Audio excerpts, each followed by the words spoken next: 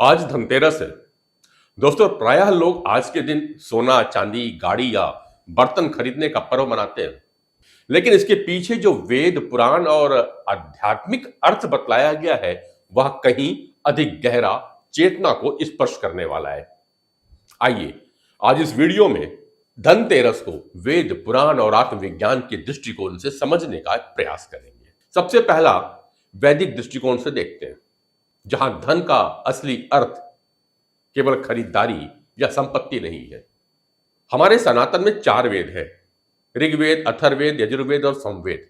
ऋग्वेद, अथर्ववेद और यजुर्वेद में धन शब्द केवल संपत्ति के लिए नहीं, बल्कि ऊर्जा, जीवन और प्राण के प्रतीक के रूप में उपयोग किया गया है।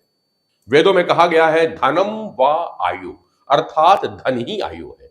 यहां धन का सीधा साधा तात्पर्य है वह ऊर्जा, वह एनर्जी जो माइंड, बॉडी और सोल के बीच बैलेंस बनाती हो। इसलिए वैदिक काल में धनतेरस का जो मूल उद्देश्य था, वह धन की शुद्धि और रिजुवेनेशन ऑफ एनर्जी थी। फिर बात त्रयोदशी की है। त्रयोदशी मतलब 13 का अंक। 13 मतलब 4 का मूलांक, जो स्थिरता और सुरक्षा का प्रतीक माना गया है। इस दिन सूर्य, चंद्रमा और पृथ्वी के बीच एक विशेष एनर्जी बैलेंस होता है, जिससे हेल्थ और लाइफ फोर्स एनर्जी यानी कि स्वास्थ्य और प्राण शक्ति को पुनर्जीवन मतलब कि रिजुविनेशन करने का एक उत्तम समय माना जाता है। पुराणों में भी धनतेरस शब्द का प्रयोग आया है, जिसे धन्वंतरी जयंती के रूप में कहा जाता है। मान्यता है कि समुद्र मंथन के समय भगवान धन्वंतरी अमृत कलश लेकर के प्रकट हुए थे। इसलिए यह दिन आयु, स्वास्थ्य और अमृत की चेतना का प्रतीक कहा जाता है। धन्वंतरी का अर्थ ही है धनम वितरित इति धन्वंतरी, अर्थात वह धन जो स्वास्थ्य, प्राण और अमृत बांटता हो। इसलिए इस दिन केवल सोना चांदी खरीदना ही जरूरी नहीं है, बल्कि स्वास्थ्य, शुद्धता और औषधि एवं जीवन के प्रति जागरूकता को अपनाना ही असली धनतेरस की पूजा होगी। पुराणों में कहा गया है, जो व्यक्ति इस दिन अपने शरीर को शुद्ध करता है, अपने घर को स्वच्छ रखता है और दीपक जलाता है, वह रोगों से और दुर्भाग्य से सदैव मुक्त रहता है। अब आध्यात्मिक दृष्टिकोण से भी समझते हैं धनतेरस को। बाह्य स्वर्ण और आंतरिक स्वर्ण की बात करते हैं। वह बाह्य स्वर्ण वह जो आप खरीदते हैं, और आंतरिक स्वर्ण वह जिससे आपकी काया, आपका आत्मा चमकती है।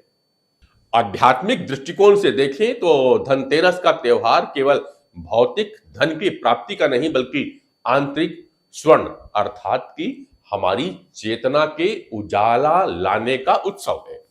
मित्रों, हम सबके भीतर एक स्वर्णिम चेतना है, जो तब झलकती है जब मन शुद्ध होता है, विचार शांत होते हैं और प्राण संतुलित होते हैं, यानी कि लाइफ फोर्स एनर्जी संतुलित होती है। धनतेरस आत्मा का एनर्जी रिसेट कहलाता है। यह वह दिन है जब हम अपने भीतर की आयु, ओज और तेज का नवीनीकरण करते हैं। इसलिए परंपरा में इस दिन दीपक जलाना, जल का संकल्प लेना और तुलसी पूजन, यह सब प्राणिक पुनर्भरण के संकेत हैं। जिस घर में इस दिन दीपक जलाया जाता है, वहां केवल प्रकाश नहीं होता, बल्कि स्वास्थ्य, स्थिरता और सकारात्मक ऊर्जा का प्रवाह आरंभ हो जाता है।